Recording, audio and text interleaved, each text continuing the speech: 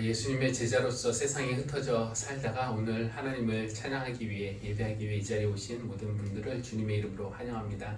우리 모두 찬양으로 하나님 앞에 나아가겠습니다. 찬양하세요. 찬양하세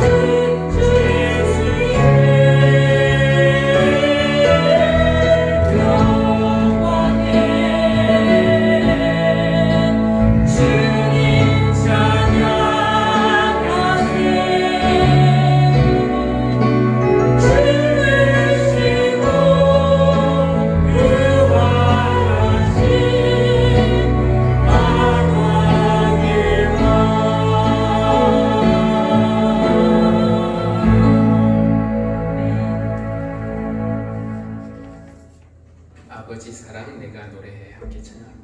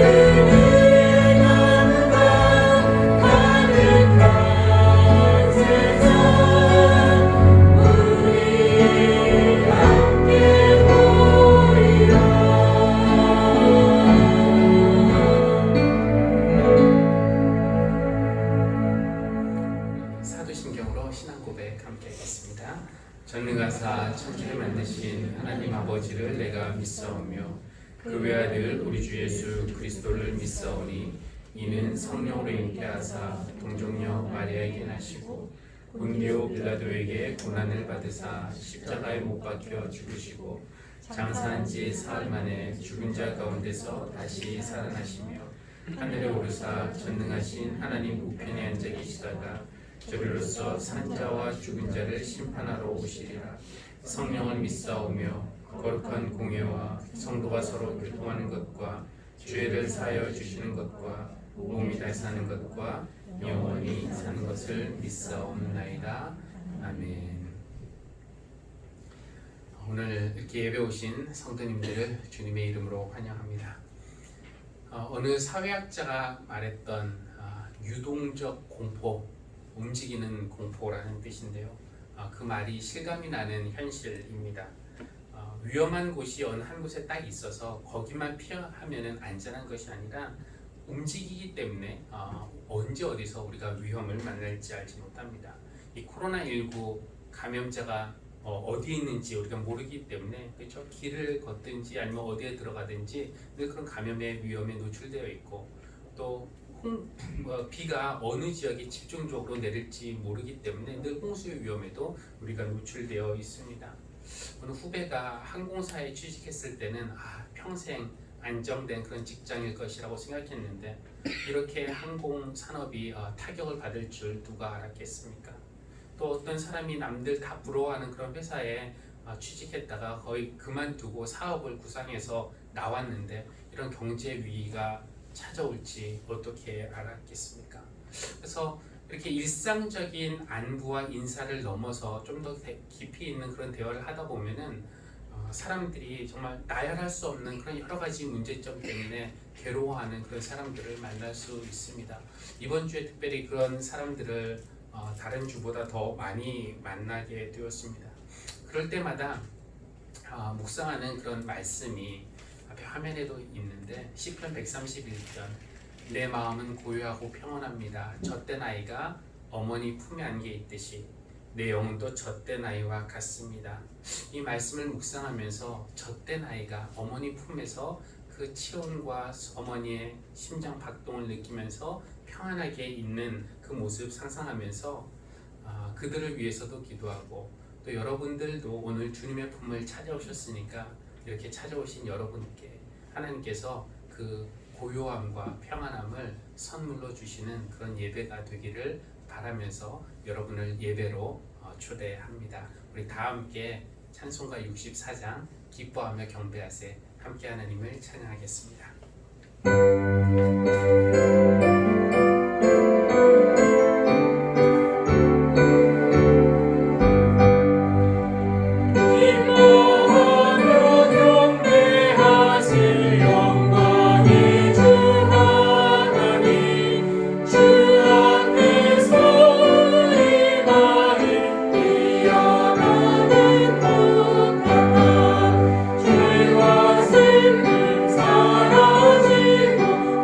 시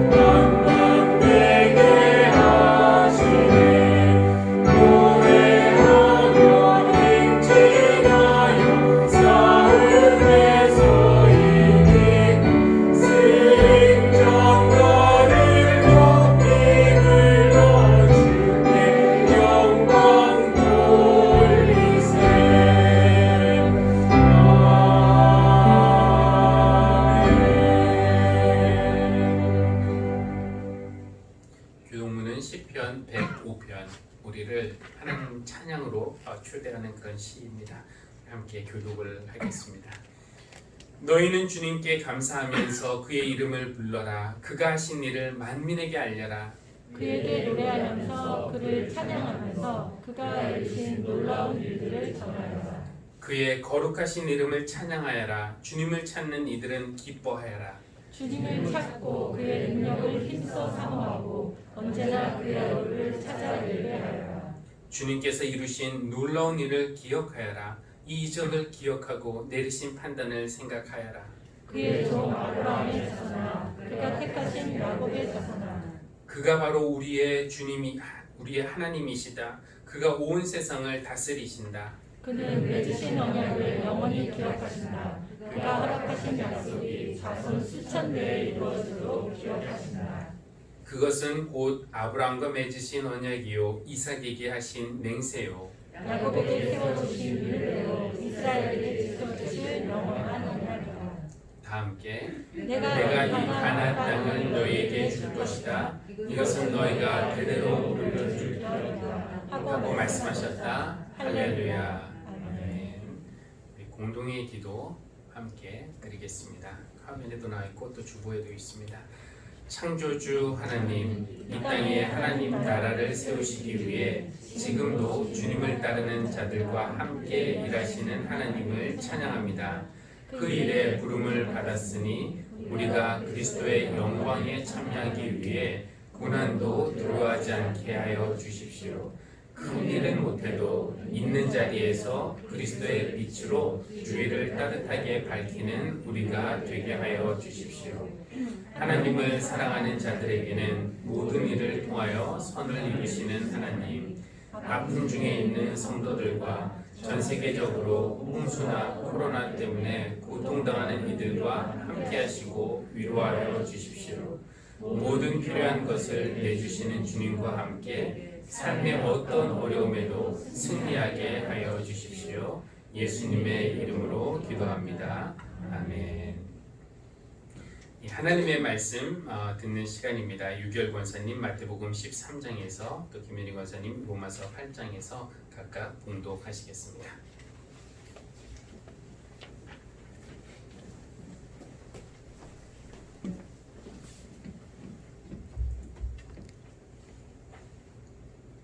마태복음 13장 31절부터 33절, 44절부터 50절까지 말씀입니다.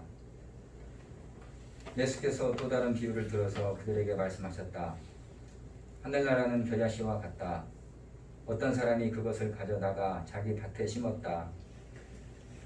겨자씨는 어떤 씨보다 더 작은 것이지만 자라면 어떤 풀보다 더 커져서 나무가 된다. 그리하여 공중의 새들이 와서 그 가지에 깃들인다.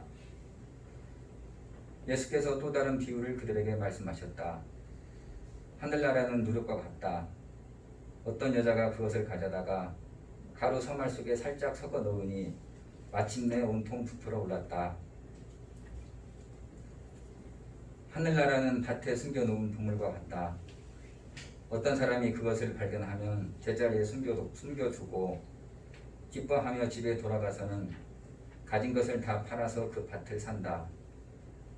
또 하늘나라는 좋은 진주를 구하는 상인과 같다. 그가 값진 진주 하나를 발견하면 가서 가진 것을 다 팔아서 그것을 산다. 또 하늘나라는 바다에 그물을 던져서 온갖 고기를 잡아 올리는 것과 같다. 그물이 가득 차면 해변에 끌어올려 놓고 앉아서 좋은 것들은 그릇에 담고 나쁜 것들은 내버린다.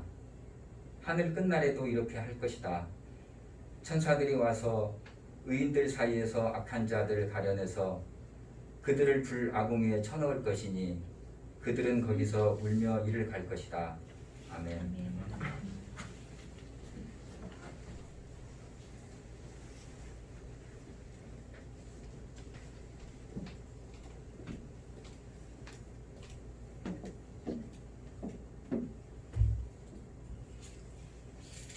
로마서 8장 26절로 39절 말씀 봉독하겠습니다. 이와 같이 성령께서도 우리의 약함을 도와주십니다. 우리는 어떻게 기도해야 할지도 알지 못하지만 성령께서 친히 이루다 말할 수 없는 탄식으로 우리를 대신하여 간구하여 주십니다. 사람의 마음을 꿰뚫어 보시는 하나님께서는 성령의 생각이 어떠한지를 아십니다. 성령께서 하나님의 뜻을 따라 성도를 대신하여 간구하시기 때문입니다. 하나님을 사랑하는 사람들, 곧 하나님의 뜻대로 부르심을 받은 사람들에게는 모든 일이 서로 협력해서 선을 이룬다는 것을 우리는 압니다. 하나님께서는 미리 아신 사람들을 택하셔서 자기 아들의 형상과 같은 모습이 되도록 미리 정하셨으니 이것은 그 아들이 많은 형제 가운데서 맏아들이 되게 하시려는 것입니다. 그리하여 하나님께서는 이미 정하신 사람들을 부르시고 또한 부르신 사람들을 의롭게 하시고 의롭게 하신 사람들을 또한 영화롭게 하셨습니다. 그렇다면 이런 일을 두고 우리가 무엇이라고 말할 수 있겠습니까? 하나님이 우리 편이시면 누가 우리를 대적하겠습니까? 자기 아들을 아끼지 않으시고 우리 모두를 위하여 내주신 분이 어찌 그 아들과 함께 모든 것을 우리에게 선물로 거저 주지 않으시겠습니까? 하나님께서 택하신 사람들을 누가 감히 고발하겠습니까? 의롭다 하시는 분이 하나님이신데 누가 감히 그들을 정죄하겠습니까? 그리스도 예수는 죽으셨지만 오히려 살아나셔서 하나님의 오른쪽에 계시며 우리를 위하여 대신 간구하여 주십니다. 누가 우리를 그리스도의 사랑에서 끊을 수 있겠습니까? 환난입니까? 공고입니까? 박해입니까? 굶주림입니까? 헐벗음입니까? 위협입니까? 또는 칼입니까? 성경에 기록한 바 우리는 종일 주님을 위하여 죽임을 당합니다. 우리는 도살당할 양과 같이 여김을 받았습니다. 한 것과 같습니다. 그러나 우리는 이 모든 일에서 우리를 사랑하여 주신 그분을 힘입어서 이기고도 남습니다. 나는 확신합니다. 죽음도 삶도 천사들도 권세자들도 현재 일도 장래 일도 능력도 높음도 깊음도 그 밖에 어떤 피조물도 우리를 우리 주 예수 그리스도 안에 있는 하나님의 사랑에서 끊을 수 없습니다. 이는 우리에게 주신 하나님의 말씀입니다. 하나님 감사합니다. 네. 이제 한가영 청년 특송이 있겠습니다. 사랑해 주님이 나 죄송해요. 죄송합니다. 정말 잠시만요. 사랑해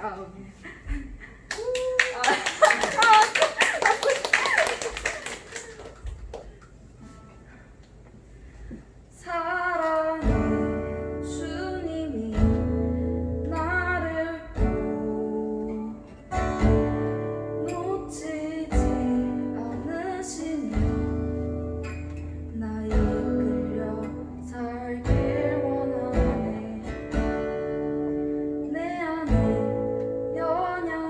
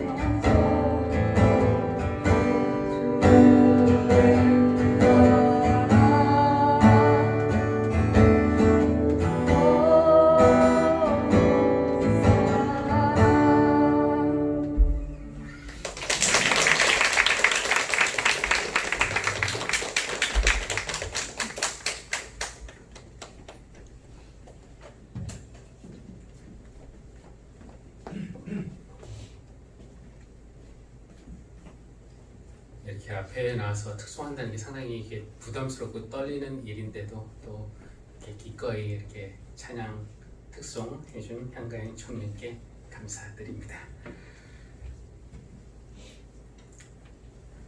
작년 이맘때 오늘 7월 마지막 주일인데요. 작년 이맘때 저희 가족은 3년 동안의 루마니아 선교와 목회를 정리하고 귀국을 준비하고 있었습니다. 작년 7월 우리 교회는 임신 상태였다고 아마 말할 수 있을까요? 존재하기는 시작했지만 아직 이곳 임대 계약을 한 것이 8월 9일이었으니까 그때까지는 정해진 것이 많이 없었습니다. 장소가 확정된 것도 아니었고 누가 모일지도 정확히 몰랐고 또 교회 이름도 아직 정하지 못했습니다. 기록을 뒤져보니까 아직 많은 것들이 미정이었던 작년 7월 20명이 채 안 되는 인원이 카톡방에서 온라인으로 모여서 기도를 하기 시작을 했습니다. 이런 교회가 되기를 원합니다 라는 그런 마음으로 기도를 시작한 것이 작년 7월 11일이었어요. 우리 교회가 어떤 교회가 되면 좋을까? 그때 첫날 제가 여러분과 카톡방에서 나눈 그 말씀은 오늘 우리가 읽은 마태복음 13장 31절과 32절이었습니다. 하늘나라는 겨자씨와 같다. 어떤 사람이 그것을 가져다가 자기 밭에 심었다. 겨자씨는 어떤 씨보다 더 작은 것이지만 자라면 어떤 풀보다 더 커져서 나무가 된다. 그리하여 공중의 새들이 와서 그 가지에 깃들인다. 그러니까 우리 교회의 첫 번째 기도 제목이 겨자풀과 같은 교회 되게 해달라는 그런 기도였습니다. 저희 할아버지와 할머니는 손자들을 위해서 기도하실 때 늘 머리가 될지언정 꼬리는 되지 않게 해달라고 기도하셨던 기억이 있는데 겨자풀과 같은 교회가 해달라는 기도가 꼬리가 되게 해달라는 그렇게 들리는 것처럼 너무 이 겸손한 기도가 아닐까라는 생각도 해봤습니다.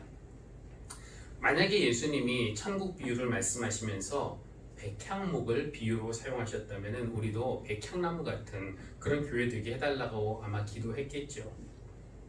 우리 교회가 생기기 전에 여러분이 이제 한 교회에 정착하지 못하고 여러 교회 방문하면서 이렇게 예배 드리셨을 때 여러분 중에 이제 방문했던 그런 교회 중에는 백향나무 교회도 있다는 이야기를 들었습니다. 저는 뭐 그 교회 이름에 문제가 있다거나 그 교회가 좋지 않다는 이야기를 하려는 것은 전혀 아닙니다. 사실 그 교회 이름을 듣고 교회 이름이 좋다라는 생각도 했습니다. 또 실제로 어쩌면 그 교회가 우리 교회보다 더 나은 교회일지도 모르죠. 다만 이제 백향나무라는 이름을 들었고 또 그때 때마침 제가 접한 말씀이 이 겨자씨 말씀이었기 때문에 앞으로 새로 시작할 그 교회는 백향나무 같은 교회를 지향할 것인가? 물론 그것을 지향한다고 마음대로 되는 것은 아니지만 아니면은 겨자풀과 같은 그런 교회를 지향할 것인가? 그 선택 앞에서 좀 고민을 해보게 되었습니다. 여러분, 백향나무는 어떤 나무입니까? 구약시대의 백향나무는 성전을 지을 때 또 궁전을 지을 때 사용했던 최고급 나무였습니다. 이 중동에서도 이 백향나무를 우리가 일상에서 볼 수 있는 그런 흔한 나무가 아니라 레바논의 산맥 해발 2000m가 넘는 그런 고지대에서나 볼 수 있는 그런 나무인데요. 소나무과에 속하는 거대한 침엽수라고 하는데 단단한 재질과 또 은은한 향 때문에 벌레들이 접근하지 못하고 또 거기서 분비되는 송진은 피부의 상처를 치유하는 그런 효과도 있다고 합니다.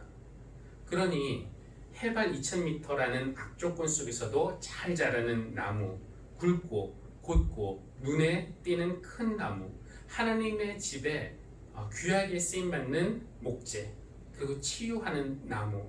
그러니까 교회 이름으로 정말 손색이 없죠. 우리 교회도 이 험하고 악한 세상에서 푸르름을 잃지 않고 또 하나님의 일에 귀하게 쓰임받고 또 사람들에게 쉼과 치유를 줄 수 있는 그런 나무, 그런 교회가 되기를 바라는 마음에서 아마 그렇게 이름을 지었을 겁니다. 이 구약에 보면은 에스겔 예언자가 하나님 나라에 대한 그런 희망에 대해서 이야기를 하면서 백향목 비유를 사용을 합니다.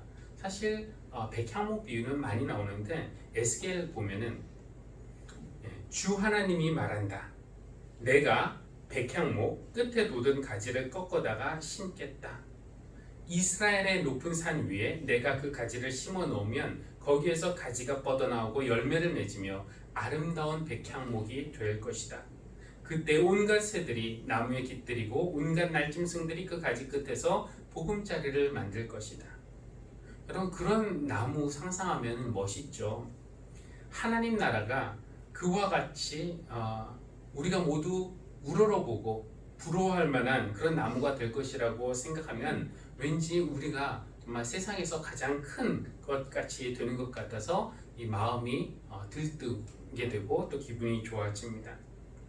그런데 다른 한편으로 예수님이 하시는 그 말씀을 들었던 대부분의 사람들은 당시 로마의 압제 아래에서 억압을 받고 있던 가난한 민중이었다는 것, 이 예루살렘이라는 중심에서 멀리 밀려나서 사회의 가장자리에 있던 약한 소외된 사람들이라는 점을 감안할 때 그들에게 백향나무라는 것은 왠지 좀 열등감을 자아낼 수 있는 것이었습니다. 백향나무가 좋지만 과연 나 같은 사람이 백향나무가 될 수 있을까? 하늘나라가 백향나무와 같은 것이라면 나에게는 너무 버겁고 무거운 숙제가 아닐까? 어쩌면 예수님이 그런 이유로 백향나무보다는 겨자풀을 생각하셨던 것일지도 모르겠습니다. 겨자풀 생각하면 우리도 겨자풀 정도는 될 수 있지, 이렇게 생각을 했겠죠, 사람들이. 이 겨자풀은 겨자씨에서 시작을 합니다. 겨자씨는 세상에서 가장 작은 씨앗은 아니지만 꽤 하나만 하다고 하니까 꽤 작은 씨입니다. 근데 씨는 위태하죠.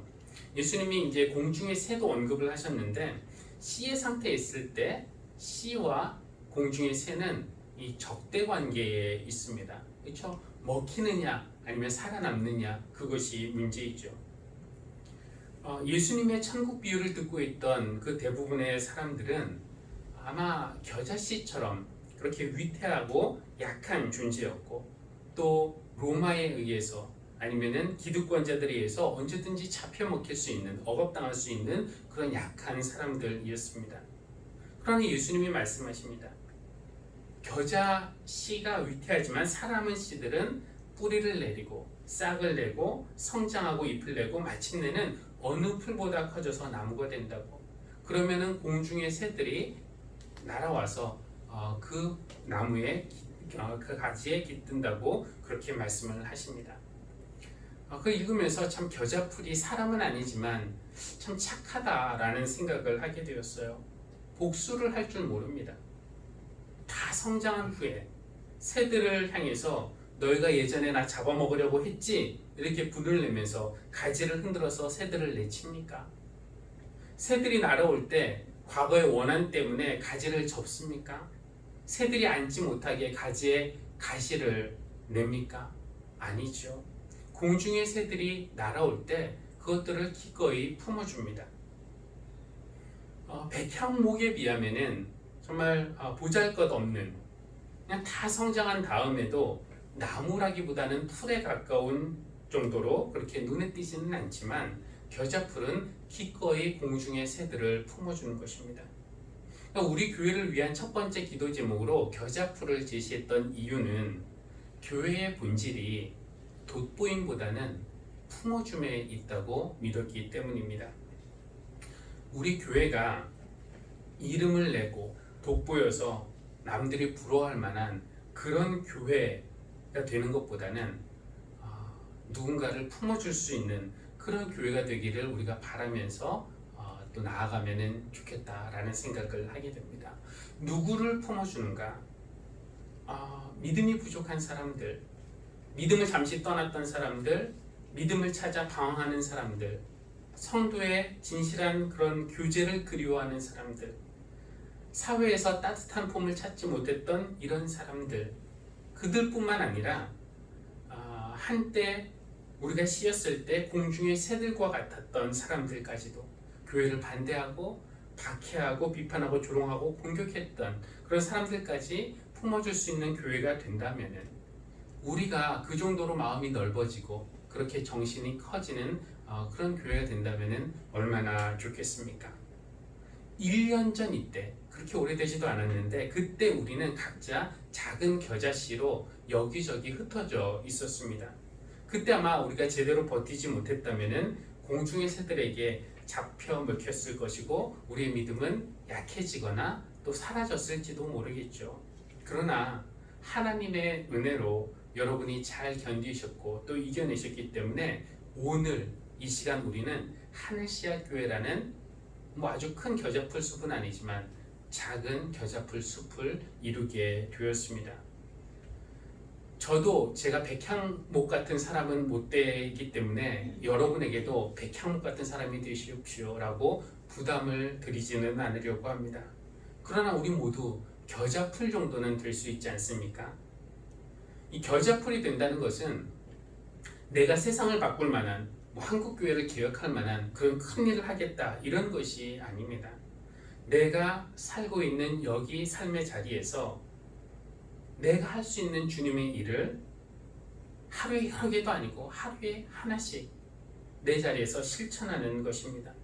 우리가 올림픽 성화 같은 큰 불을 들고 있지는 못해도 나의 작은 촛불을 꺼내서 그 초를 밝히고 그 초로 내 주변을 따뜻하게 밝힐 수 있다면, 그리고 그것을 보고 누군가가 따라오고 싶어서 자기의 초를 꺼내서 그 자리에서 그만큼 밝히고 또 다른 누군가가 그 모습을 보고 감명을 받아서 자신의 촛불을 꺼내서 그 자리에서 이웃을 밝힐 수 있다면은 어느새 촛불 바다를 이루듯이 이 작은 겨자풀들이 모여서 숲을 이루면 그러면 공중의 새들이 날아와서 깃들 수 있는 그런 품이 되어줄 수 있는 것입니다.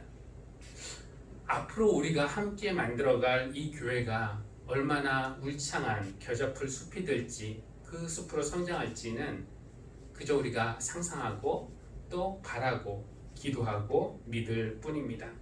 더불어 여러분 한 분 한 분도 세상에서 가장 돋보이는 그런 사람이 되는 일에 몰두하기보다는 내가 누군가를 품어줄 수 있는 만큼 그렇게 넓고 또 큰 사람이 되시는 그런 여러분들이 되시기를 바랍니다. 예수님이 또 하나의 비유를 말씀하시는데 33절에서 이렇게 말씀하시죠. 하늘나라는 누룩과 같다. 어떤 여자가 그것을 가져다가 가루 서말 속에 살짝 섞어 넣으니 마침내 온통 부풀어 올랐다. 아까는 겨자풀, 겨자씨였는데 이제는 누룩을 말씀하십니다. 가루 서말이면은 성인이 한 150명 정도 먹을 수 있는 그런 상당한 양이라고 하는데, 눈에 보이지 않을 정도로 미미한 양의 누룩을 살짝 집어넣으면은 이 누룩이 무슨 영향을 끼치겠어? 이런 생각할 수 있지만 아니요, 온 반죽을 부풀어 오르게 한다는 것입니다. 이 비유에서 재미있는 것은 이 누룩이라는 비유인데, 누룩은 성경에 보면은 특별히 신약에서는 이 경우를 제외하고는 전부 부정적인 이미지로 사용이 되었습니다.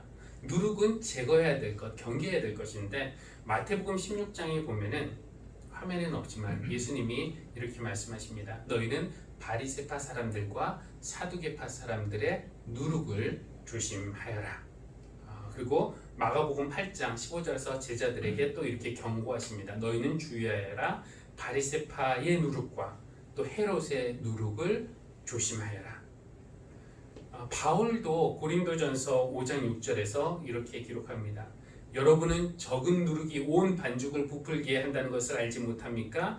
여러분은 새 반죽이 되기 위해서 묵은 누룩을 깨끗이 치우십시오. 예수님은 왜 이렇게 경계하거나 제거해야 할 대상인 누룩으로 하늘나라를 비유하셨을까요? 어느 동네에 사회적으로나 경제적으로나 아니면 교육적으로 비슷하게 부유한 사람들이 어울려서 교회를 만들었습니다.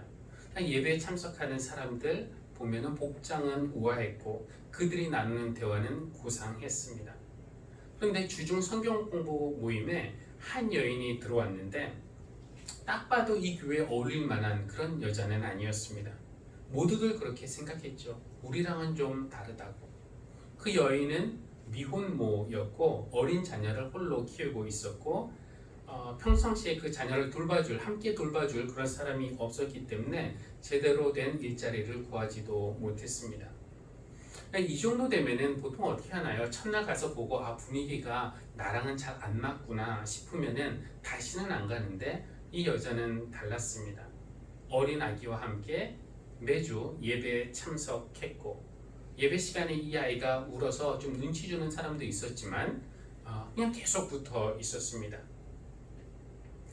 자기들만의 어떤 그런 고상한 분위기 속에서 예수님의 복음을 자기 편한 대로 편리하게 해석을 하면서 그들만의 편안한 신앙생활을 하고 있던 그 교회가 나중에 미혼모를 돕는 사역에 동참하게 된 것이나 그 지역의 가난한 사람들을 구제하는 그런 사역을 시작한 것이나 아니면 교회학교 교육에 투자한 것에 촉매 역할을 한 사람이 바로 자기들이 처음에는 누룩처럼 여겼던 부정적으로 생각했던 그 여인 때문에 우리가 이렇게 했다라고 하는 어떤 교인의 간증을 들은 적이 있습니다. 하나님은 누룩처럼 부정적으로 경계해야 할 대상으로 보이는 그 여인을 이 교회에 살짝 집어넣으셔서 그 교회 전체를 변화시킨 것이었습니다. 여러분, 만약에 동남아시아나 아프리카에서 온 피부색도 다르고 우리말도 유창하지 않은 어느 목사가 우리 교회의 목사가 된다면 어떨까요? 만약에 장애를 가진 어떤 목사가 우리 교회에 목사로 온다면 어떻겠습니까? 아마 우리는 찬성하는 그런 이유보다는 안 되는 그런 이유들을 훨씬 쉽게 찾을 수 있을 것입니다. 어쩌면 20년 전 제가 미국에서 백인 교회에 처음 부임했을 때 교인들이 느꼈던 마음이 그런 마음이 아닐까라는 그 당시에 그런 마음이 이제 듭니다. 왜 그 교인들이라고 해서 자기들과 피부색이 같고 비슷한 음식을 좋아하고 언어가 쉽게 통하고 문화가 같은 그런 목사를 더 좋아하지 않았겠습니까? 그런 생각을 하니까 동양인으로서 처음에는 위축될 수밖에 없었지만 그때 한 교인이 했던 말이 큰 위로가 되었습니다. 백인들 사이에 피부색이 다른 한 사람이 존재할 때, 그것도 목사로 존재할 때 우리는 하나님 나라가 백인들로만 이루어진 나라가 아니다라는 것을 배울 수 있고 배울 수 있다고. 그러니까 피부색과 문화가 다른 목사가 여기에 있는 것 자체가 우리에게는 선물이라고 그렇게 말했던 교인이 있었습니다. 하나님은 저와 같은 누룩을 그 교회에 살짝 넣으셔서 교회 전체가 세상과 문화가 다른 어떤 그런 사람들을 향해서 마음의 문을 열 수 있는 그런 기회를 주신 것입니다. 어쩌면 세상이 예수님을 누룩으로 봤을지도 모릅니다. 경계해야 할 대상, 제거해야 할 대상으로 말이죠. 왜냐하면 사회 질서에 순응하고 종교 체계의 권위에 순종하는 대신에 예수님은 첫째가 꼴찌가 되고 꼴찌가 첫째가 되는 그런 어떤 뒤바뀐 그런 혁명적인 그런 복음을 선포하셨기 때문입니다. 그런데 하나님은 어떠십니까? 세상이라는 반죽 안에 누룩처럼 보이는 예수님을 살짝 섞어 놓으셔서 세상 전체를 변화시킨 하나님이십니다. 교우 여러분, 하나님 나라는 겨자씨를 자기 밭에 심는 사람과 같습니다. 하나님은 우리에게 가장 크고 가장 멋진 나무가 되어야 한다고 강조하지 않으십니다. 있는 자리에서 할 수 있는 만큼 우리 겨자풀들이 주님 안에서 함께 자라면은 공중의 새들이 깃들 수 있는 그런 겨자풀 숲이 되지 않겠습니까? 또 하나님 나라는 누룩을 가루 성알에 넣은 여인과 같다고 하셨습니다. 우리가 미미하게 보여도 아무것도 못할 것처럼 그런 존재처럼 보여도 주님이 우리를 살짝 넣으시면은 우리 가정이, 우리 교회가, 우리가 속한 세상이 온통 부풀어 오를 것입니다. 하나님 나라가 우리에게 주는 기쁨이 있습니다. 밭에 숨겨놓은 보화를 발견할 때, 혹은 평생 찾아 헤맸던 그 값진 진주를 발견할 때의 그 기쁨과 같습니다.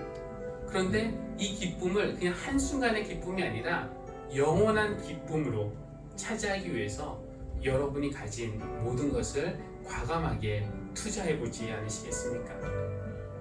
내년 이맘때 우리의 겨자풀 숲은 얼마나 더 커져 있을까요? 그저 상상해보고 또 바라고 믿고 기도할 뿐입니다. 지금까지 우리를 통해서 일하신 하나님을 찬양하며 또 앞으로 우리를 통해서 다른 일들을 하실 그런 하나님을 기대해 봅니다. 그 하나님께서 주시는 기쁨과 또 사랑의 확신이 여러분에게 차고 넘치기를 바랍니다. 우리 잠시 조용한 시간 가지면서 기도하겠습니다.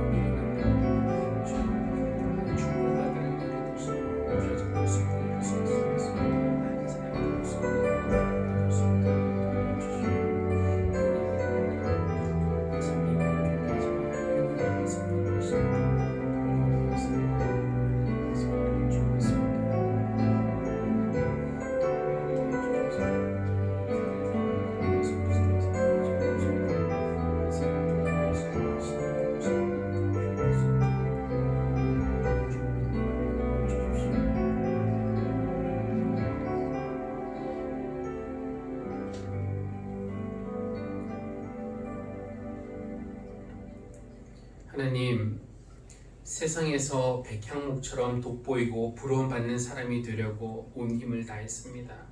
내가 커지고 높아지는 큰 꿈을 꾸었고 그 꿈을 이루기 위해서 열심히 노력했지만 그런 과정에서 소중한 것들을 잃기도 했습니다. 능력에 부치는 일을 이루기 위해서 자신을 혹사했고 가족을 희생시켰습니다. 야망을 이루려고 주변 사람들을 달달 볶기도 했고 약한 이들을 돌아보며 챙기지 못했습니다. 하나님, 오늘 주님이 들려주시는 겨자풀 이야기를 들으면서 저희의 교만과 초조함을 내려놓습니다.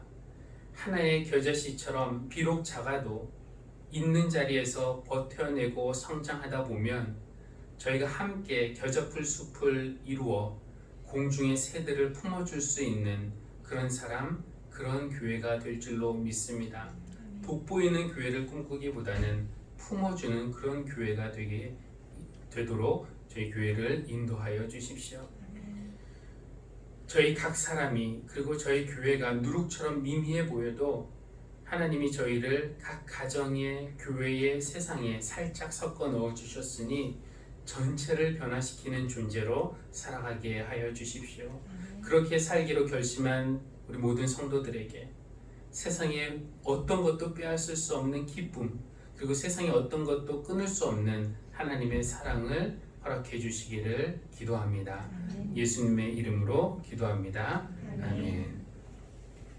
우리 찬송가 545장 함께 찬양하겠습니다.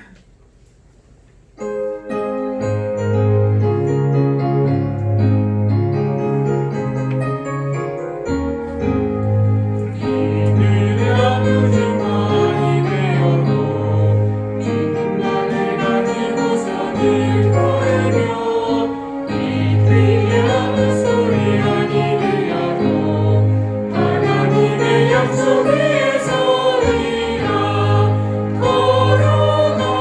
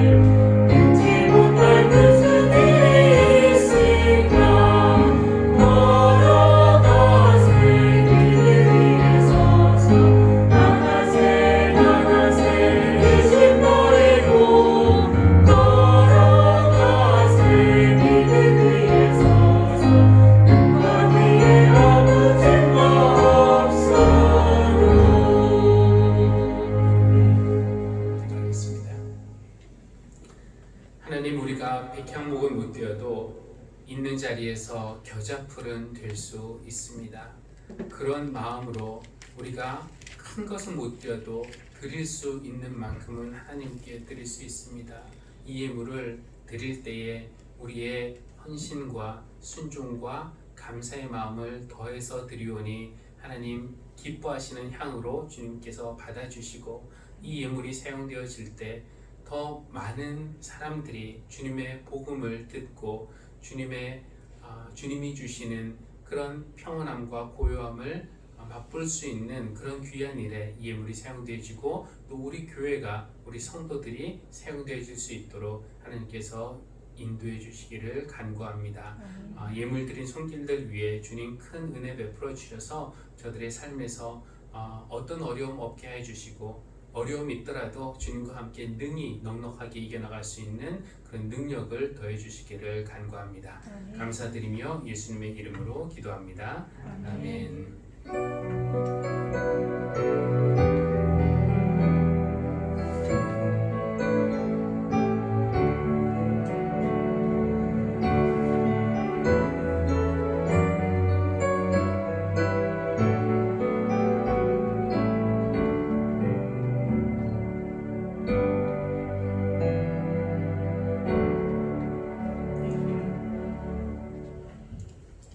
교회 소식 전해드리겠습니다. 우리가 교회에서 모이는 소모임이 요즘에 없기 때문에 여러분 각자의 삶에서 신앙생활 유지할 수 있도록 우리 후반기에 전교인 성경 읽기 하고 있습니다.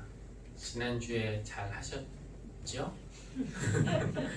네, 잠언 이번 주는 15장부터 28장까지 하루에 2장씩 읽으시고 또 이렇게 녹음해서 올리신 분도 계셨는데 여러분 누구나 뭐 2장 아니면 1장이라도 그렇게 올리셔도 될 것 같고 그리고 또 본인 마음에 들어왔던 그런 구절이 있으면은 함께 나누셔도 되겠습니다. 민수기는 6장부터 10장까지 새벽 기도의 스케줄에 맞춰서 이렇게 했는데 시간적으로는 정말 얼마 걸리지 않습니다. 길어야 15분, 짧으면 10분, 3장 읽으면 2장 읽으면 5분, 6분 사이에도 읽을 수 있는데 하루에 이렇게 시간을 정해서 내시고 하나님의 말씀을 읽으시고 또 은혜를 받으시기를 바라겠습니다. 뒤에 게시판에 또 선교지에서 온 소식들이 있습니다. 여러분 관심 가지시고 읽어보시면 좋겠고요. 그리고 다음 주 예배위원 또 수요 예배 대표기도 참조해 주시기를 바라겠습니다. 우리 본음의 말씀 함께 하겠습니다. 교우 여러분, 겨자씨를 심는 수고 없이 하나님 나라는 오지 않습니다. 크지 않아도 사랑의 실천들을 우리가 함께 행할 때에 우리의 겨자풀 숲은 점점 커질 것입니다. 세상에 보낸 받았으니 겨자씨를 심고 누룩을 거두는 자세로 세겠습니다. 성령님의 도우심과 주님의 함께하심을 믿고 나아가게 하겠습니다. 아멘.